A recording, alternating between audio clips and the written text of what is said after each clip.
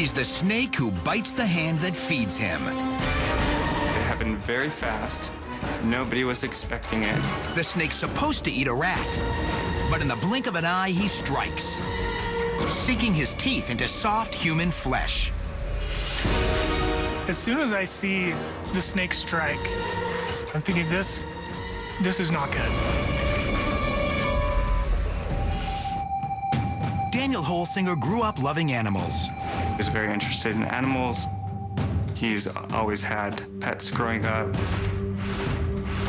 His friend Jay Christensen says Daniel developed a passion for exotic snakes on a trip down the Amazon. While attending the University of Utah, Daniel and roommate Brian McIntyre keep 2 snakes as pets.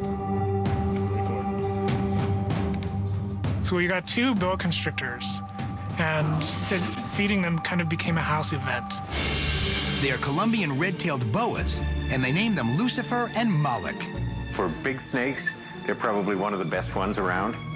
Snake expert Jim Brockett says these powerful snakes are found in South and Central America. They grow up to 12 feet long and crush their prey to death.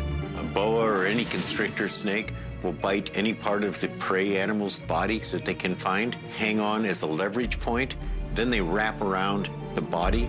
At nearly 2 feet long, the snakes are kept in a large glass case called a terrarium. And the roommates aren't the only ones amused by them. Their cat Oliver is mesmerized too. And curiosity nearly kills this cat. Had a couple of incidents with our cat getting into the terrarium.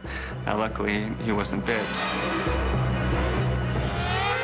The only place out of Oliver's reach is on top of the kitchen fridge.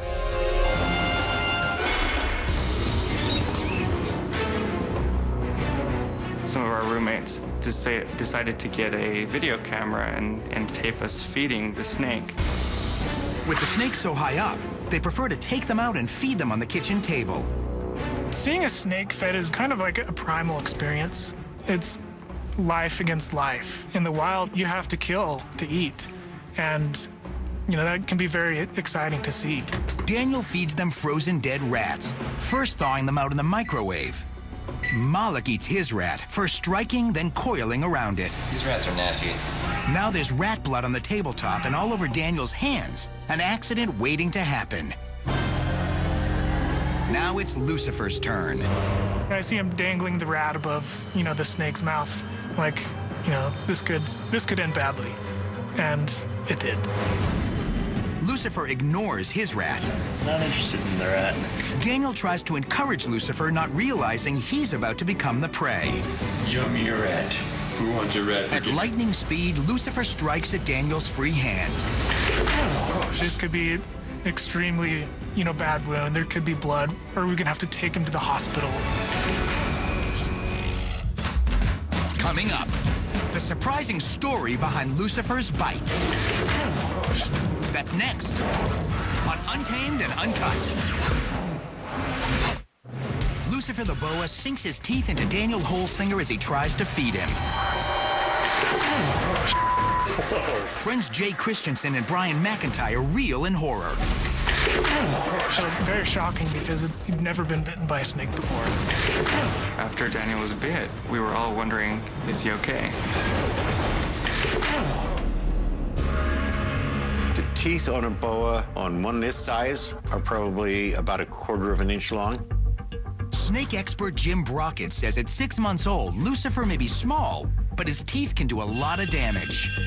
They all are recurved toward the back of their mouth, so when they bite, they hang on. If you try and rip away, you'll get severely cut by them. At nearly 2 feet long, Lucifer is too small to crush Daniel, but his teeth can slice through vital arteries and veins.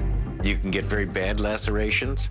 You can get certainly infections. Brian has the most experience handling snakes of the 3 college buddies.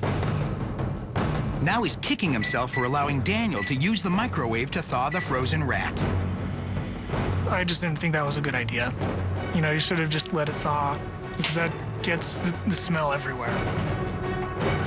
Everywhere, including Daniel's hands. The first thing is don't microwave frozen rats. Don't get your hands in it, and then try and feed a snake with your hands. That Seems pretty obvious to me. It's disgusting. Jim says it's an open invitation to be bitten by a snake. When you use the word snake and think in one sentence, it's kind of an oxymoron because they don't really think like you and I do. Instead, a boa lives in the primitive world of instinct. By flicking its tongue, it first sniffs out its prey. That's basically how he tells what's going on in the world. Then with a row of heat-sensing pits, the boa detects its body warmth. On the lips is where their sensors are.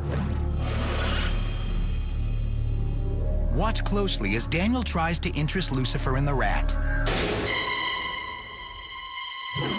Lucifer doesn't strike the rat right away, possibly because it's not fully thought out yet.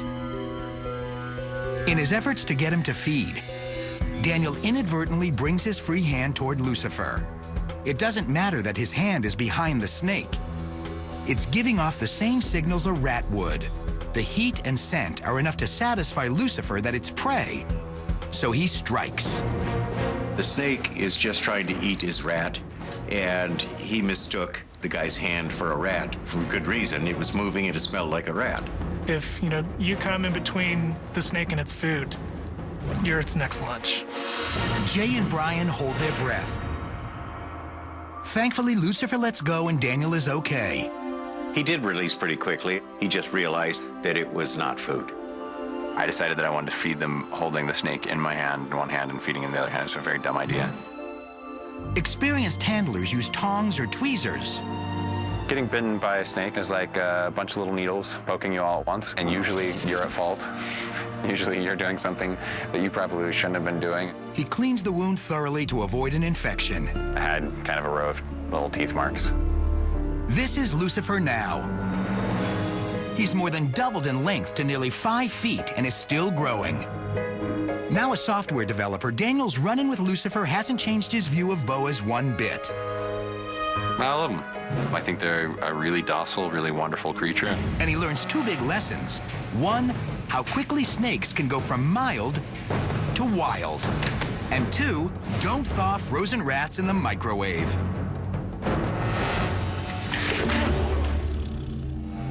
For more wild, shocking, and outrageous videos, visit our website at animalplanet.com/untamed and uncut.